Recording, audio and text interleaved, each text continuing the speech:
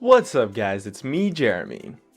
I finally got some curtains in the background, so now you guys can stop asking me why I got so many damn suitcases. Also, I hope you guys are having a wonderful Thanksgiving, filled with some awesome food.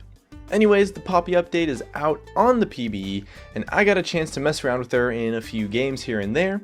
I don't think she necessarily fits my playstyle as much as I would have hoped, and my builds on her are definitely not that great, so don't copy my builds. But she brings a lot of wacky mechanics and a similar playstyle to the old Poppy that I think a lot of people will enjoy. Also, just a heads up, I'm going to assume that you already know what Poppy does in this video, what the new Poppy does, so if you don't, take a look at the description for the champion preview. Let's get started.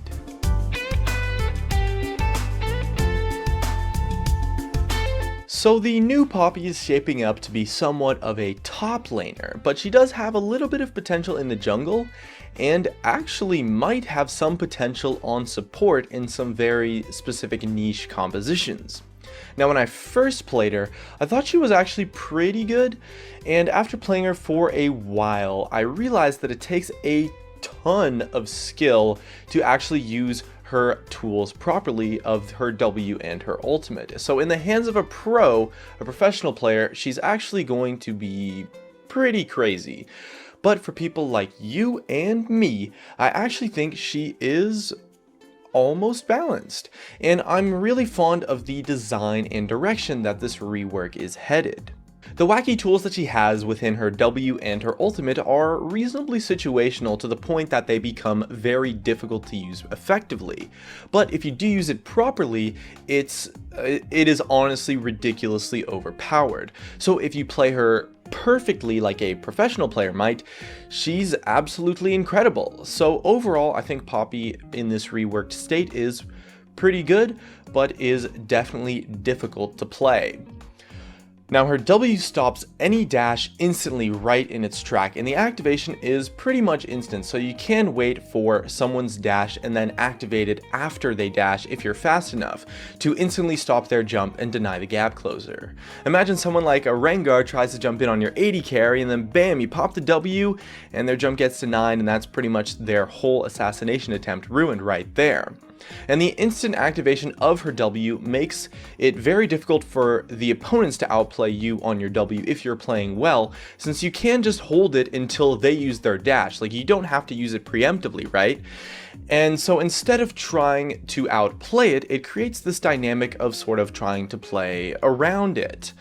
And the fight as well that you could set up with her ultimate is quite powerful too. If you hit like the full charge of the ultimate on someone, they get taken out of the fight completely for like 10 seconds or so, and that's pretty significant and is more than enough time to clean up the 5v4 fight. But it is quite difficult to land properly. You can also use the ultimate when you're ganked to sort of like disengage or to turn the fight into a 1v1. So once you get your ultimate at level 6, you become pretty much ungankable when the ability is off cooldown, provided you don't miss it, of course. And as well, her ultimate can be used as just a straight AoE knockup, or to prevent maybe like a flank or protect your team. So it's definitely a really versatile tool, and is something that you can make amazing use of if you're using it effectively.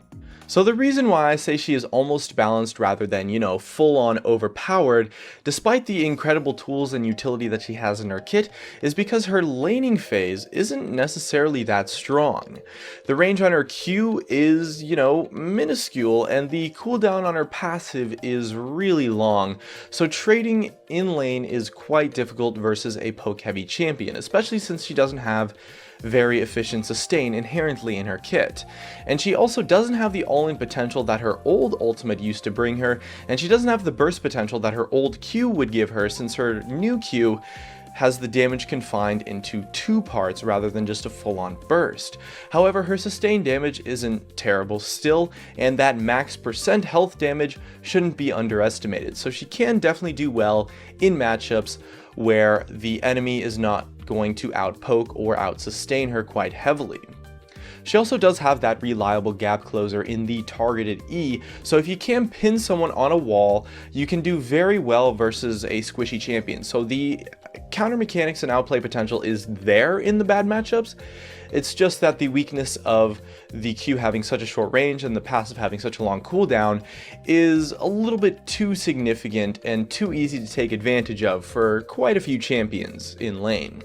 She also has a pretty long animation on most of her abilities with the exception of her W, and her ultimate does get cancelled if you get hit by crowd control, cancelled and put on full cooldown, so it takes some getting used to and playing around, but the long animation kind of leaves you open and easy for someone like a Janna or maybe like a Thresh to kite and outplay you. So she definitely does have some hard counter picks outside of her lane as well.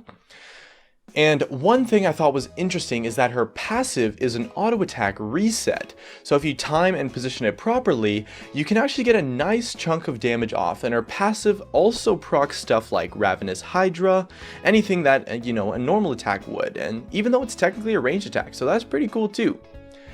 And her team fighting is, you know, a little bit weird, but I do think the best way is to maybe force someone out with her ultimate and then play kind of like a tank frontliner where you stop engages using your W and try to protect your backline and deny your opponents.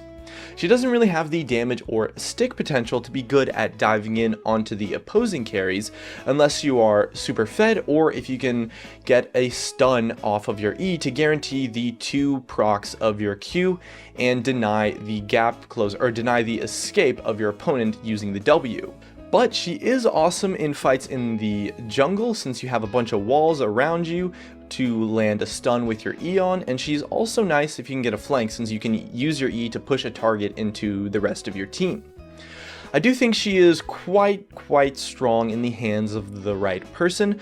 Probably overpowered, honestly, at least in the state that I played her in, because she has a little bit too much utility, I think, that can potentially create too many strong situations overall. But I doubt that she will have a positive win rate in solo queue actually, or at the very least it's going to be very close, just because she is quite difficult to play and requires a decent amount of skill to make work.